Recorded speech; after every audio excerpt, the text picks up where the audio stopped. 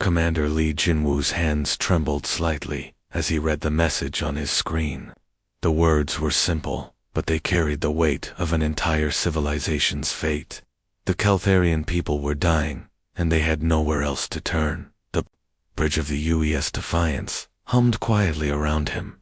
Through the large windows, stars stretched endlessly in all directions, but Jinwu's attention was fixed on the desperate plea from a world he had never seen.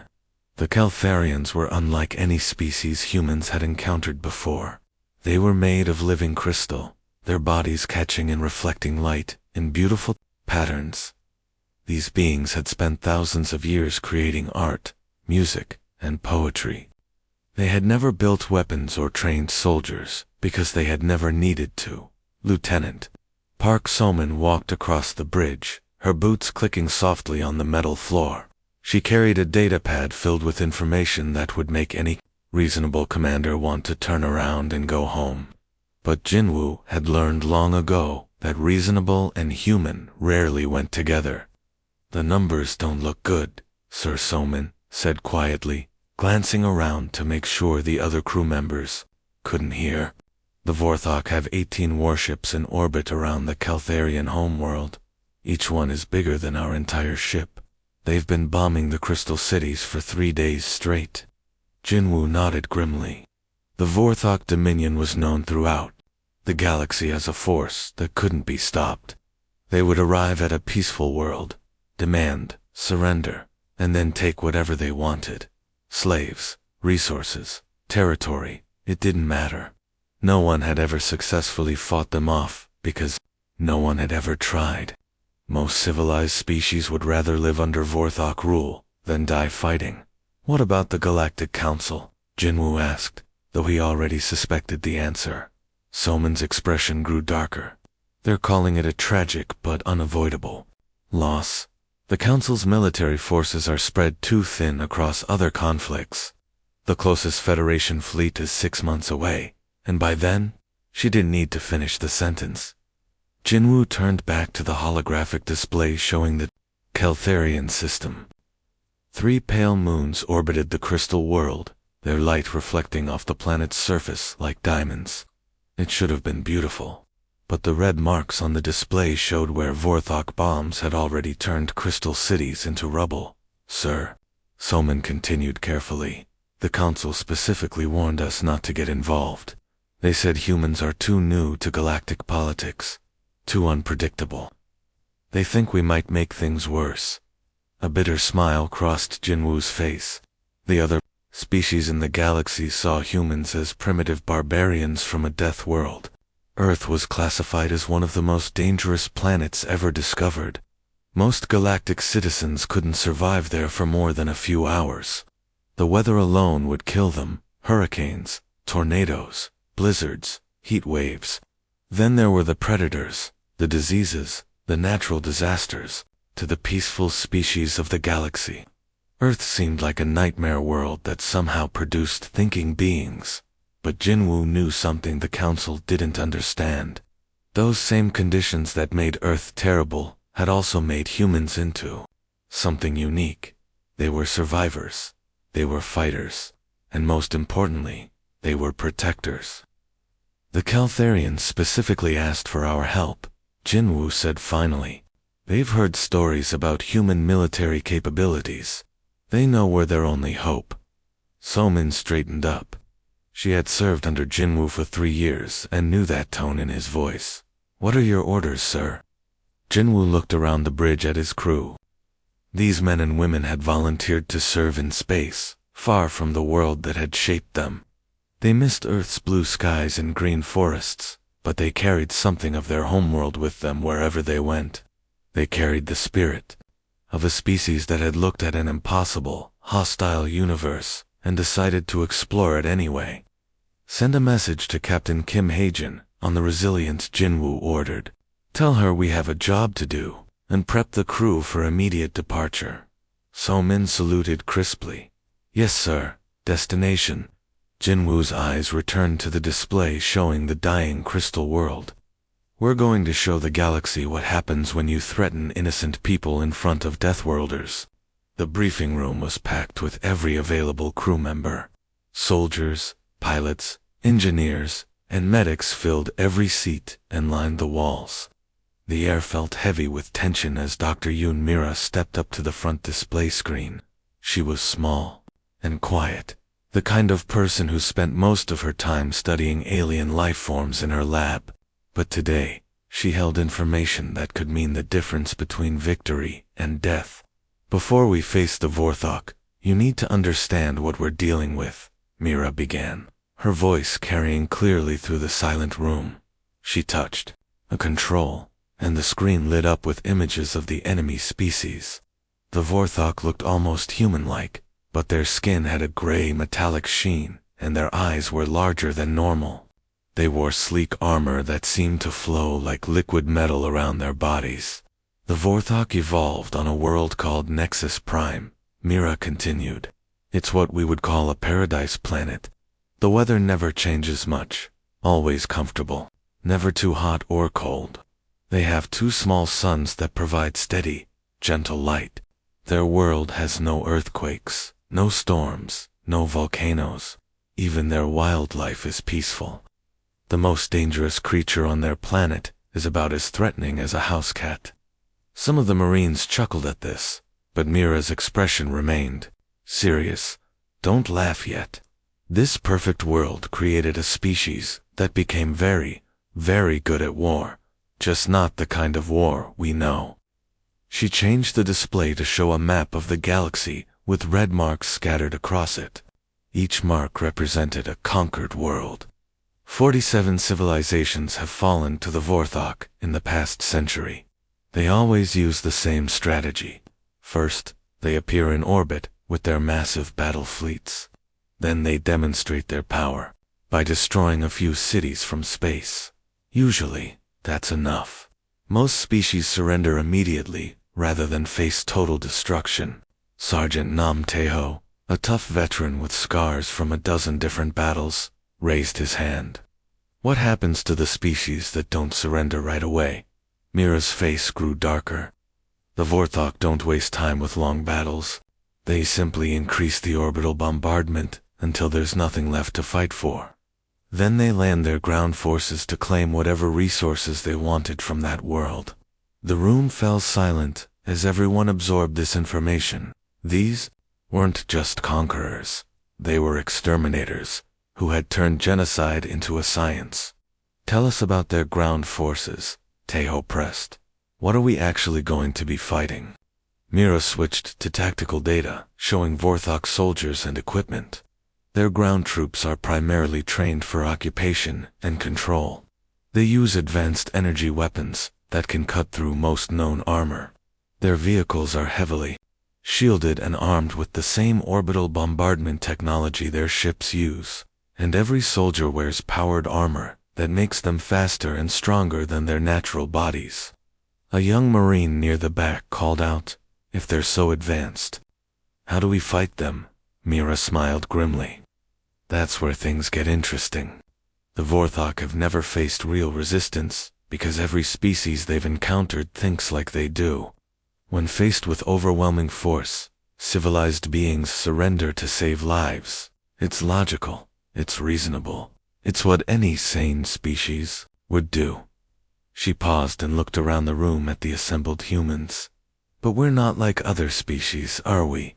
We come from a world that spent millions of years trying to kill us. Every day on Earth was a fight for survival. Ice ages, meteor impacts, supervolcanoes, plagues our planet threw everything it could at us, and we survived it all. Commander Jinwoo stepped forward from where he had been standing, near the back of the room. The conversations died instantly, as everyone turned to listen to their commanding officer. The Galactic Council thinks we're too primitive to understand civilized warfare, Jinwoo said, his voice carrying the quiet confidence that had made him one of humanity's most respected military leaders. They say we're too violent, too unpredictable, too willing to fight instead of surrender. He looked around the room, meeting the eyes of his crew members, one by one.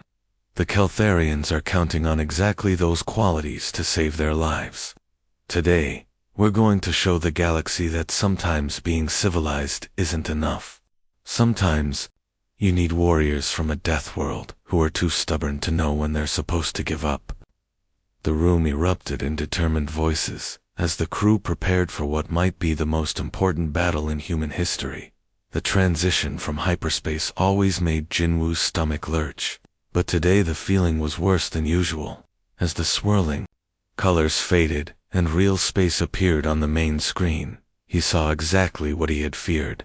The Keltharian system stretched before them, and it was already too late to save most of the crystal cities. 18 massive Vorthok warships hung in perfect formation around the beautiful planet below. Each ship was easily 3 times the size of the human vessels, their dark hulls bristling with weapon arrays that could crack a moon in half. Bright flashes of energy rained down from their guns, striking the planet's surface in coordinated waves.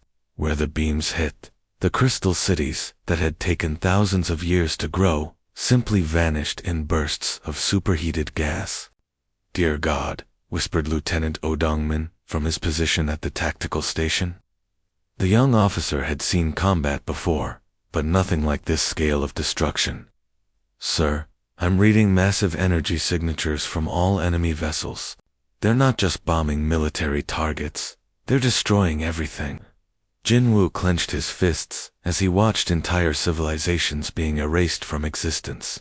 Each flash of light represented thousands of innocent lives lost. The Keltharians, down there, weren't soldiers or threats. They were artists, teachers, children, and they were dying because no one in the galaxy was willing to stand up to the Vorthok. The communication system crackled to life, and Captain Kim Haejin's voice filled the bridge. Her ship, the Resilient, was holding position just off their starboard side, looking tiny and fragile compared to the enemy battle group ahead. "Jinwoo, I've got full sensor readings on the enemy formation," Haejin reported, and he could hear the tension in her voice. 18 heavy cruisers, probably 2,000 crew members each, advanced shielding, long-range plasma cannons, and enough firepower to glass a continent. We're looking at odds of about 8 to 1. The bridge fell silent except for the quiet hum of instruments. Everyone knew what those numbers meant. In any normal military engagement, they would retreat immediately and call for reinforcements. Standard Galactic Federation protocols were clear. Never engage an enemy force with more than a 2-to-1 advantage without overwhelming tactical superiority. Standard Federation protocols would call for immediate withdrawal and opening diplomatic channels. Haejin continued. "We should pull back and try to negotiate a ceasefire." Jinwoo looked around his bridge at the faces of his crew. These men and women had volunteered to serve among the stars, far from the safety of Earth. They came from a world where 8-to-1 odds were called Tuesday, and diplomatic solutions usually involved someone getting punched in the face. More importantly, they came from a species that had never learned how to abandon innocent people to die. "Good thing we're not Standard Federation forces," Jinwoo replied calmly. "Oh Dongmin, I want attack vectors plotted for atmospheric insertion during active bombardment." The tactical officer's hands froze over his controls. "Sir? Did you say during bombardment? That would mean flying directly through their weapons fire while entering the planet's atmosphere." "That's exactly what I said." Dongmin's face went pale. "Commander, the heat from atmospheric entry, combined with enemy fire, the chances of survival are practically zero." "It's not tactics, sir. It's suicide." Jinwoo smiled grimly. "Lieutenant, let me tell you something about humans that the rest of the galaxy hasn't figured out yet. We've been doing impossible things since we climbed down from the trees. Our ancestors hunted woolly mammoths with pointed sticks. They sailed across oceans in wooden boats. They flew to the moon using computers less powerful than your wristwatch." He turned to address the entire bridge crew. "Every single one of us comes from a planet that spent 4 billion years trying to kill everything that lived on it. Ice ages, meteor strikes, supervolcanoes, plagues that wiped out 90% of all life, And somehow, our species survived it all. You know why? Because when faced with impossible odds, humans don't surrender. We get creative. The crew exchanged looks of grim determination. They had all heard the stories from Earth's history, ordinary people doing extraordinary things, when everything seemed hopeless. Stories of soldiers holding impossible positions, of civilians risking their lives to save strangers, of explorers pushing into unknown dangers, simply because someone had to. All ships, prepare for atmospheric insertion during active bombardment. Jinwoo ordered into the ship-wide communications. We're going to show the Vorthok something they've never seen before. What happens when you threaten innocent people? In front of a bunch of angry humans from a death world. The Keltharians below needed help, and 8-to-1 odds just meant the enemy hadn't brought enough ships. Captain Choi. Yujin gripped the controls of her shuttle as the first wave of Vorthok energy beams streaked past her cockpit window. The massive bolts of plasma were meant to destroy cities, not fight individual aircraft, which meant they moved in predictable patterns.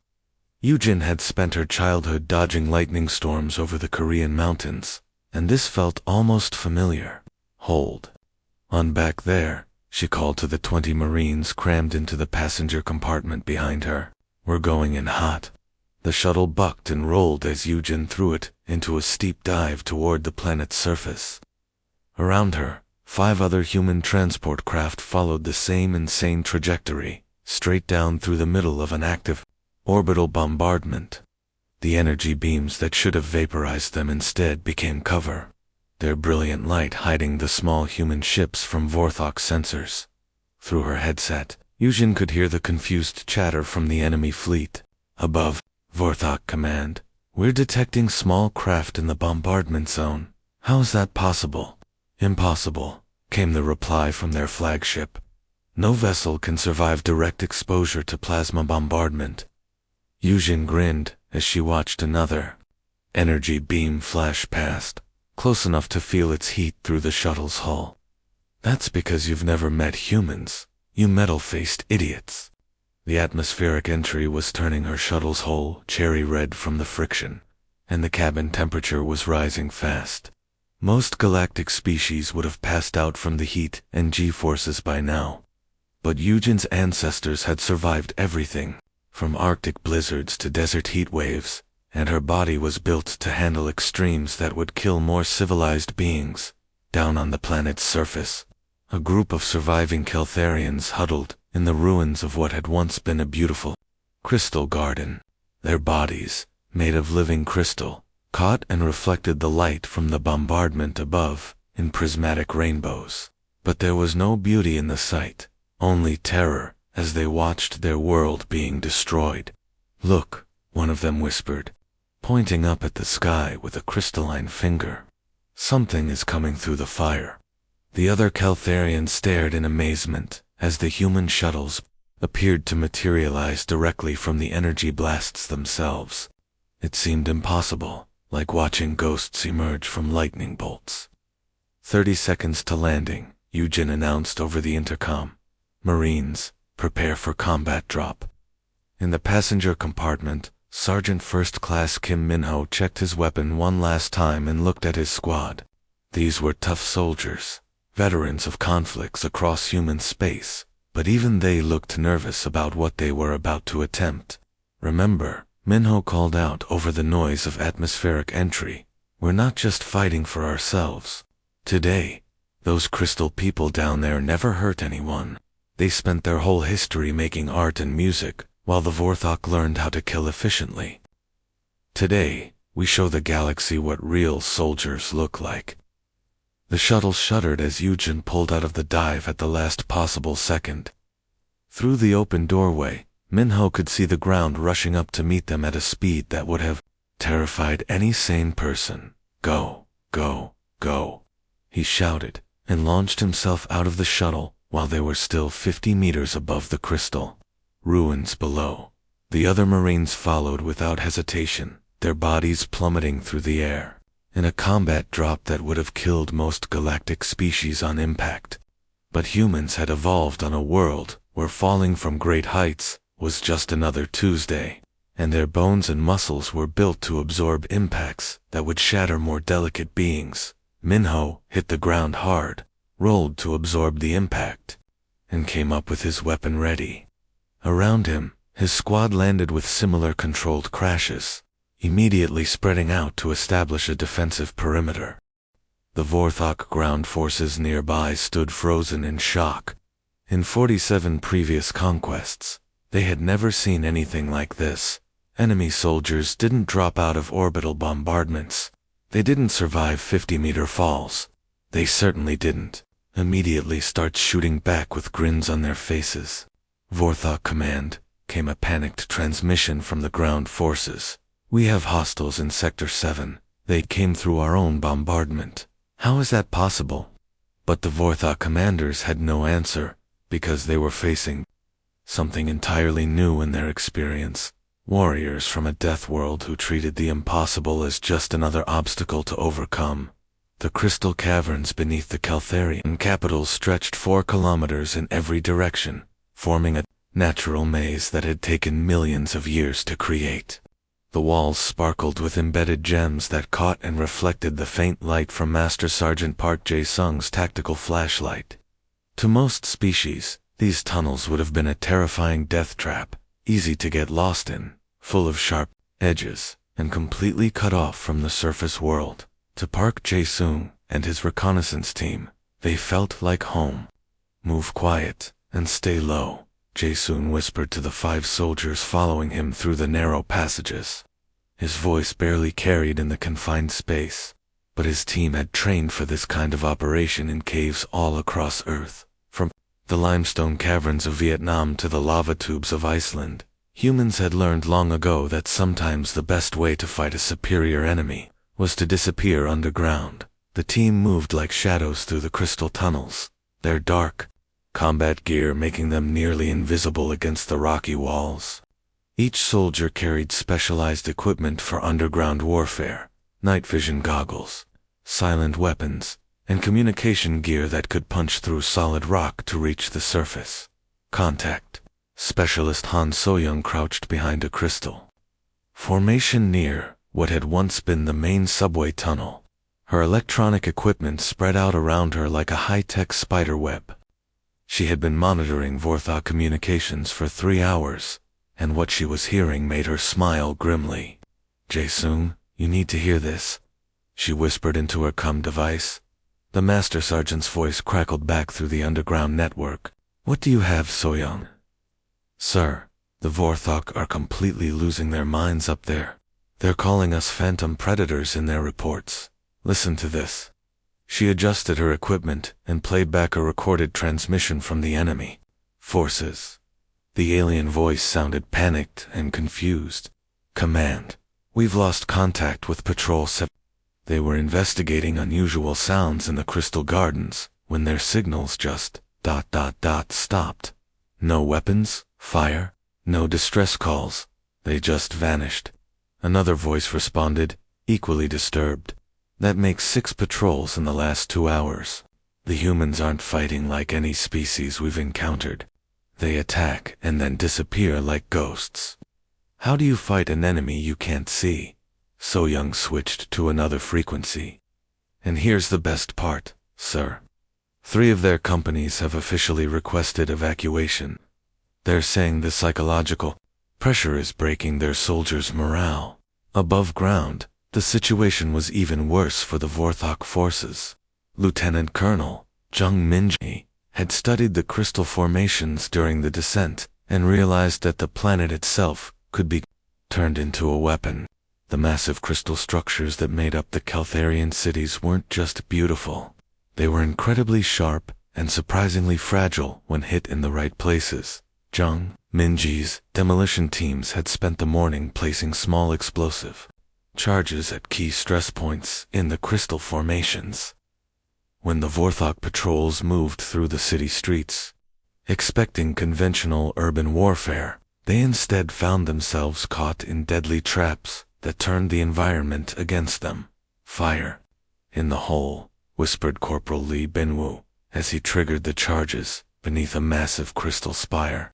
The explosion was small, barely enough to damage a building, but it was perfectly placed. The crystal structure shattered like glass, sending razor-sharp fragments flying in all directions. The Vorthok patrol below was caught completely off guard, as their supposedly safe route became a deadly shower of crystal shards. The advanced alien armor that had protected them against conventional weapons was useless against the planet itself, turning into projectiles. 3 soldiers went down immediately, their suits torn open by fragments moving at hundreds of meters per second. In the Vorthok command post, the situation reports were becoming increasingly frantic. Commander Zixithan stared at his tactical display in growing disbelief as red markers representing lost patrols multiplied across the map. "Sir," reported his communication officer, "Ground Force Commander Victor is requesting immediate reinforcements." His exact words were, "The humans fight like the planet is trying to kill them. But somehow they're using that against us instead." Zixithan had conquered 47 worlds, using the same basic strategy. Land, overwhelming force, demonstrate superior firepower, and wait for the inevitable surrender. No species had ever adapted to Vorthok tactics, because no species had ever needed to. They all came from safe, civilized worlds where warfare was conducted according to rules and conventions. How do you defeat an enemy that treats a death trap like home? Victor's voice crackled over the communication system. They're not fighting to win territory or capture resources. They're fighting like cornered animals, except they're not cornered, they're hunting us. The Vorthok had never encountered opponents who could disappear into hostile terrain and make it work for them. They had never faced soldiers who could turn a beautiful crystal city into a weapon, or warriors who moved through underground tunnels like they were born there. For the first time in their military history, the Vorthok were learning what it meant to fight humans from a death world. Communications. Officer Li Sujin sat in the makeshift command bunker they had established in the ruins of a crystal cathedral, surrounded by broadcasting equipment that hummed quietly in the alien darkness. She had been a DJ on Earth before joining the military, spinning music for late-night radio shows. Now she was about to become the most terrifying voice the Vorthok had ever heard. "All frequencies locked and loaded," she reported to Lieutenant Park Hyun-woo, who stood nearby with his psychological warfare team.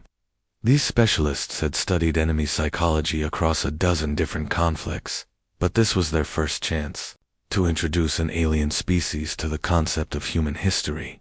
"Begin transmission." Hyun-woo ordered. Sujin keyed her microphone and began speaking in perfect galactic standard, the universal language that every spacefaring species understood. Her voice was calm and professional, which somehow made her words even more disturbing. "Attention Vorthok forces currently occupying Keltharian space," she began. "This is Communications Officer Li Sujin of the Human Expeditionary Force. You are now fighting the children of Earth, a world that spent 4 billion years trying to kill everything that lived on it. We learned to fight by surviving what would destroy your entire species." She nodded to her technical team, and the broadcasts began. The first transmission showed footage from Earth's Arctic regions, human soldiers training in temperatures so cold that exposed skin would freeze solid in minutes. The Vorthok watching these transmissions saw humans moving through blizzards that would kill most galactic species in seconds, setting up camps in conditions that were literally uninhabitable by civilized standards. "This is our winter training," Sujin's voice continued over the footage. "The temperature you're seeing is -40 degrees. Most of our soldiers consider this pleasant weather for outdoor exercise." The next transmission showed desert warfare training. Human soldiers ran across sand dunes under a sun so hot it could cook an egg on exposed metal. They carried full combat gear through heat that would cause most aliens to collapse from thermal shock within minutes. But the humans in the footage were singing marching songs and joking with each other. "Our desert training takes place at temperatures that would boil water on your home world," Sujin explained. "We do this because our planet has places even hotter, and we needed to be ready." But it was the third transmission that really broke the Vorthok morale. The footage showed humans during volcanic eruption response training, walking through landscapes that looked like the surface of hell itself. Lava flowed around them like orange rivers, toxic gases filled the air, and ash fell like deadly snow. Yet the human rescue teams moved calmly through this apocalyptic environment, saving civilians and treating it like just another day at work. This is Mount Kilauea. During an active eruption, Sujin continued. Our emergency response teams train here because volcanoes are common on Earth. We learned long ago that when the planet tries to kill you, the best response is to walk right through the danger and help anyone who needs it. In the Vorthok command ships orbiting above, panic was spreading like wildfire. Commander Zixithan stared at the transmissions in growing horror, trying to understand what he was seeing. Sir, reported his xenobiology officer, I've analyzed the environmental data from these transmissions. The humans are operating in conditions that should be fatal to carbon-based life. The Arctic footage shows temperatures that would freeze our blood solid. The desert training is happening in heat that would cook our internal organs. And that volcanic activity, sir, they're breathing toxic gases that would kill us in seconds. But the psychological impact went deeper than just environmental extremes. Captain Bae Young-ho had studied Vorthok culture and psychology during the voyage to Caltharian space. He understood that these beings came from perfect worlds where danger was almost unknown. They had evolved to avoid threats, not overcome them. The key is showing them that we don't just survive these conditions, Bae explained to his team as they prepared the next wave of broadcasts. We thrive in them. We turn them into advantages. To the Vorthok mind, this makes us essentially incomprehensible. The final transmission showed human deep-sea operations, with soldiers working at crushing depths, where the pressure would flatten most beings into paste. They moved through underwater caves filled with predators that dwarfed anything in space, treating 1,000-pound sharks like minor inconveniences. Our planet taught us that survival means facing the impossible and making it routine, Sujin concluded. You've conquered 47 worlds by scaring civilized species into surrender. But we're not civilized, we're human, and we're just getting started. The psychological warfare was working exactly as planned. Across the Vorthok forces, soldiers were requesting transfers, claiming psychological stress, and questioning their orders for the first time in their military careers. Major General Lim Dong-hyen stood on the bridge of the Defiance, watching something that no military academy in the galaxy had ever taught. Through the main viewport, he could see human assault shuttles approaching the massive Vorthok warships, not through their docking bays, but by ramming directly into their hulls like ancient pirates boarding enemy vessels. Sir, this is insane, muttered his communications officer, watching the tactical display with wide eyes. Those shuttles are moving at ramming speed toward solid metal hulls. The impact should kill everyone inside. Dong-han smiled grimly. Lieutenant, you're thinking like a civilized being. Watch and learn what humans do when civilized doesn't work. On the screen, Commander No Ji-hoon's assault shuttle struck the side of a Vorthok heavy cruiser with enough force to punch through. 3 meters of armored plating. The impact would have turned most galactic species into paste. But Ji-hoon and his Marines had trained for this exact scenario in the asteroid fields around Mars. Their bodies could handle G-forces that would crush more delicate beings. Breach successful. Ji-hoon's voice crackled over the comm system. We're inside their hull. These aliens build their ships like luxury hotels, not warships. No internal defenses, no security bulkheads. It's like they never expected anyone to actually board them. The Vorthok had spent centuries perfecting long-range warfare. Their ships were designed to stay far away from enemies and destroy them with overwhelming firepower. The idea that opponents might actually board their vessels and fight hand-to-hand inside the ship itself was completely foreign to their military thinking. Boarding Party Alpha, report, called Tactical Officer Kim Sung-min, from his position at the sensor station. "We've secured the engineering section," Ji-hoon responded, and they could hear weapons fire in the background. "The Vorthok crew is panicking. They're not trained for close-quarters combat inside their own ship. We're uploading our combat viruses into their main computer systems now." Dong-hyun nodded with satisfaction. The combat viruses were a human innovation that other species considered unfair and uncivilized. Instead of trying to outgun the advanced Vorthok technology, human programmers had created malicious software designed to turn the enemy's own systems against them across the battle zone. Similar scenes were playing out on 18 different Vorthok warships.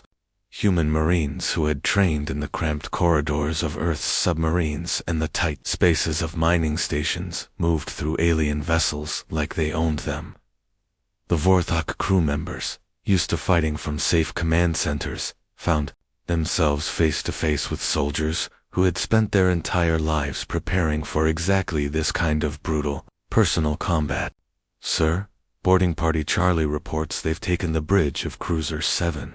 Kim reported, his voice filled with amazement. "The enemy captain is requesting terms for surrender. He says they've never encountered opponents who fight inside with bait." The tactical display showed the progression of the battle in real time. Red icons representing Vorthok ships were turning yellow as human forces gained control of critical systems, then green as entire vessels fell under human command. It was happening faster than anyone had thought possible. Admiral Park In-ho had gambled everything on this strategy. Instead of trying to match the Vorthok's superior technology and firepower, he had forced them into the kind of fighting that humans had been perfecting for thousands of years: close, personal, brutal combat, where technology mattered less than willpower and endurance. Engineering reports from multiple enemy vessels, another officer called out. "The humans are taking control of their power systems and weapon arrays. Several Vorthok ships are now firing on their own fleet." Dong-hyun watched as the tide of battle shifted dramatically. The Vorthok fleet that had seemed invincible just hours before was now turning its own weapons against itself as human-controlled ships joined the fight on the other side. "The beauty of this strategy," Dong-hyun explained to his bridge crew, "is that we're not just defeating them, we're doing it using their own ships and weapons. Every vessel we capture makes us stronger and them weaker." Through the viewport, he could see Vorthok ships breaking formation and trying to retreat, but it was too late. Human boarding parties had turned their own fleet into a weapon against them, and there was nowhere left to run. The species that had conquered 47 worlds was learning what happened when they faced opponents who refused to fight by civilized rules. Colonel Kim Yoon-ju was coordinating the assault on a supply depot when the emergency transmission came through her comm unit.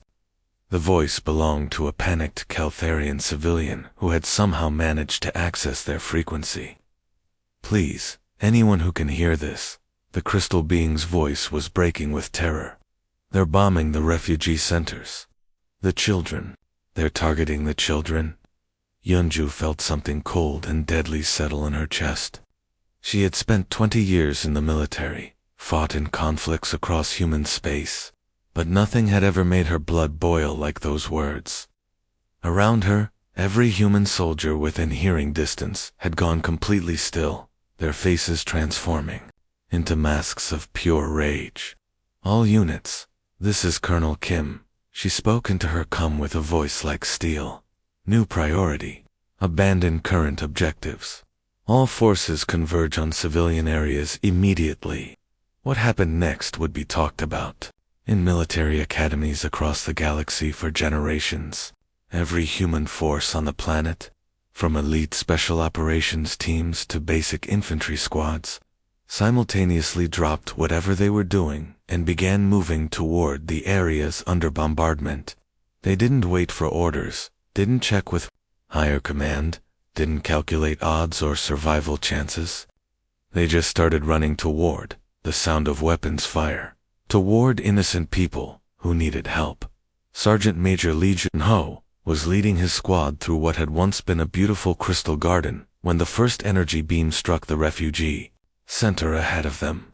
The building, which had been converted from an art museum to house displaced families, simply vanished in a burst of superheated plasma. But Junho could see movement in the rubble, survivors who needed immediate help. Through the fire, he ordered his squad, and began sprinting directly toward the bombardment zone. His soldiers followed without question. Even though they could see more energy beams streaking down from orbit, the Vorthok weapons were designed to destroy buildings and military equipment, not track individual humans running at full speed, which gave them a slim chance of survival if they moved fast enough. Junho reached the ruins first, and immediately began pulling chunks of crystal debris away from where he could hear voices crying for help. His hands were bleeding from the sharp edges, but he didn't care. Under a collapsed wall, he found a young Caltharian whose crystal body was cracked and leaking the glowing fluid that served as their blood. "I've got you," Junho said softly, lifting the injured alien as gently as he could. "You're going to be okay." Behind him, his squad was pulling more survivors from the wreckage, creating a human chain to pass the wounded to safety. More energy beams fell around them, turning sand to glass and crystal to vapor. But not one human soldier took cover or slowed down. From his command post several kilometers away, the Vorthok ground commander watched this scene through his surveillance drones, in complete disbelief. His tactical computer was telling him that humans were advancing through weapons fire that should have forced any sane opponent to retreat immediately. "This is impossible," he transmitted to the fleet orbiting above. "They're not even taking cover. They're running straight through our bombardment to reach the civilian areas.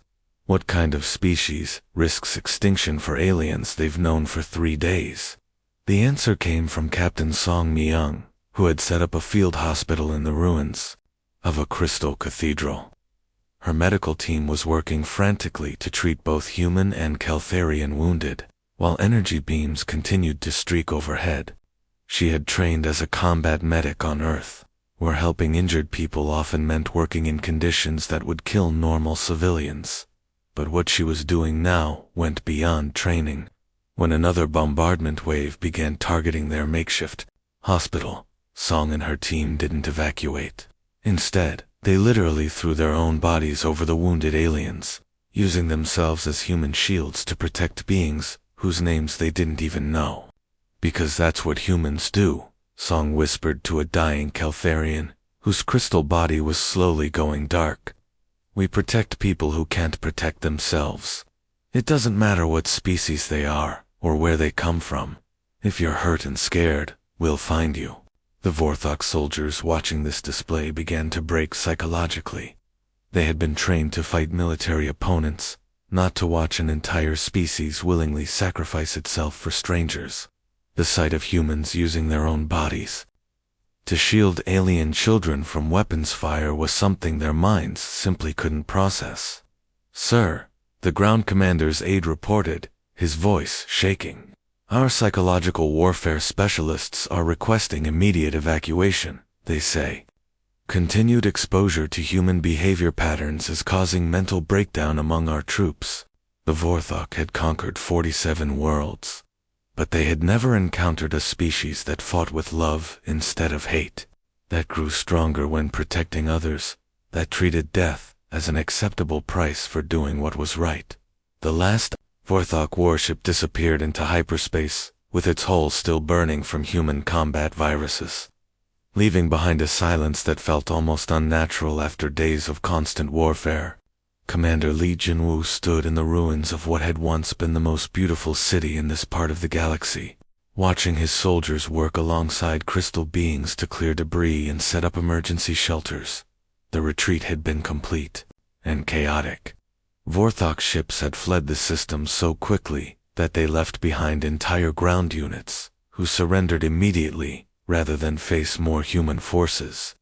Their commanders were already broadcasting warnings across their communication networks, describing humans as Death World demons who fought with supernatural fury and refused to die when they should. "Sir," reported Lieutenant Park Soman, approaching with a datapad full of casualty reports. Final numbers are in. We lost 37 personnel, with another 68 wounded. The Vorthok lost over 4,000 soldiers, and had 12 of their 18 warships either captured or destroyed. Ginwu nodded grimly. Every human life lost was a tragedy. But the mathematics of warfare were clear. They had achieved something that military strategists would study for centuries. A force outnumbered 8-1 had not just survived, but completely routed an enemy that had never known defeat. Around them, the real work was beginning. Human engineers were working side by side with Caltharian builders, using earth construction techniques to stabilize crystal structures that had been damaged by bombardment. Medical teams moved between survivors, treating injuries with a combination of human and alien medical knowledge that was producing remarkable results. Elder Caltharian Zixtella approached slowly, moving with the careful grace of her species. Her crystal body was cracked in several places from the bombardment, but she had refused medical treatment until all the younger Caltharians had been cared for. Jinwu had learned that this was typical of her people. They thought of others before themselves, which was probably why they had never developed a military. "Commander Jinwu," she said, her voice carrying the musical quality that made Caltharian speech sound like wind chimes.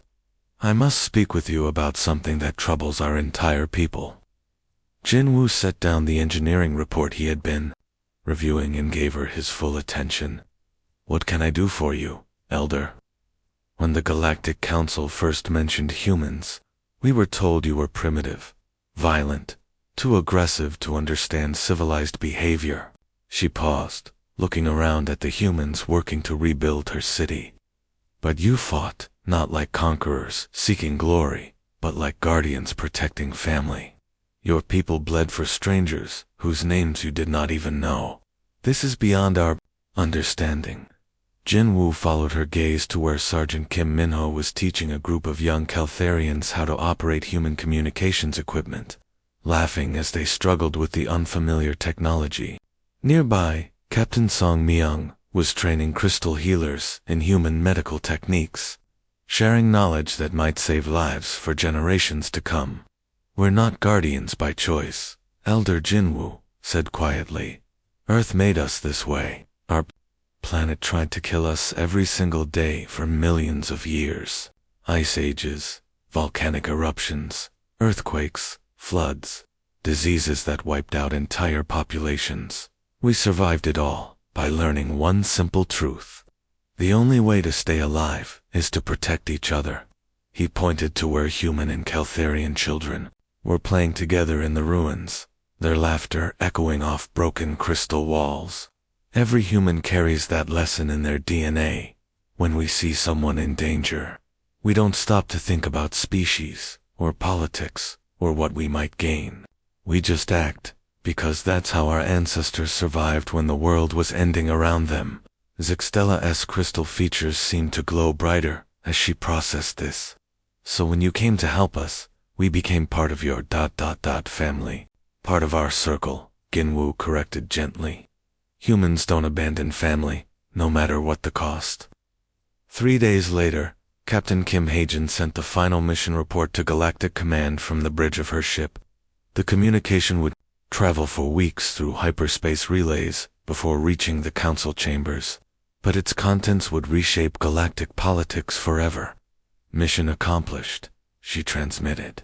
"The Vorthok Dominion has completely withdrawn from Caltharian space and is reportedly broadcasting warnings about human military capabilities throughout their territory. Caltharian casualties have been minimized, and reconstruction efforts are ahead of schedule." She paused, looking out at the planet below, where humans and Caltharians continued working together. "Recommend immediate updating of threat assessments regarding human military doctrine. Analysis indicates that humans don't fight wars to gain territory or resources. They fight to prevent extinction, their own and that of anyone they consider worth protecting. The galaxy may want to remember that difference. The age of easy conquest was over. Word was already spreading that somewhere in the galaxy, There was a species that would cross impossible distances and face impossible odds. For one simple reason, because someone needed help, and that was enough.